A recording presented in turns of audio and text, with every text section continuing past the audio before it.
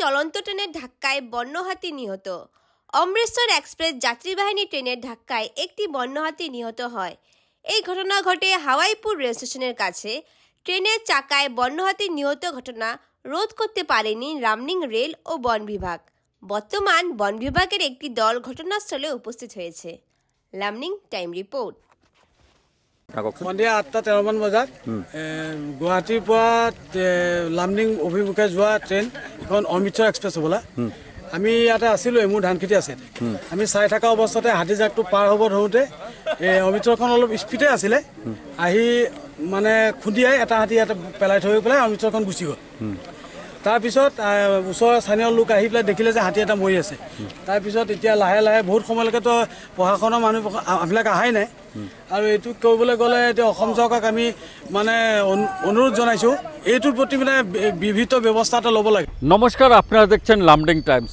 আবারও পুনরায় রেলের খুঁদায় মৃত্যু হয়েছে বন্যহস্তির।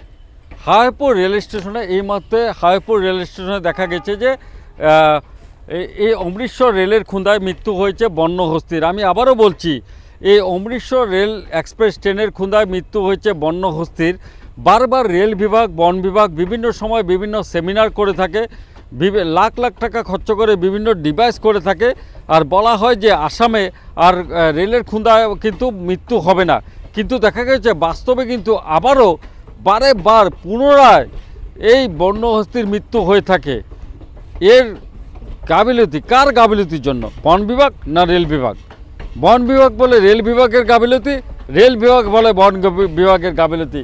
কিন্তু দেখা যায় এই দ্রুতগতির যে ট্রেন, এই দ্রুতগতির ট্রেনের যাত্রা কিন্তু দেখা যায় যে আমাদের আসামের মূল্যবান এই যে বন্যহস্তির করুণ মৃত্যু হয়ে থাকে। পুনরায় আজ হাওয়াইপুর রেল স্টেশনে দেখা গেছে এই রেলের খুঁদাকে বন্যহস্তির আবারও মৃত্যু হয়েছে।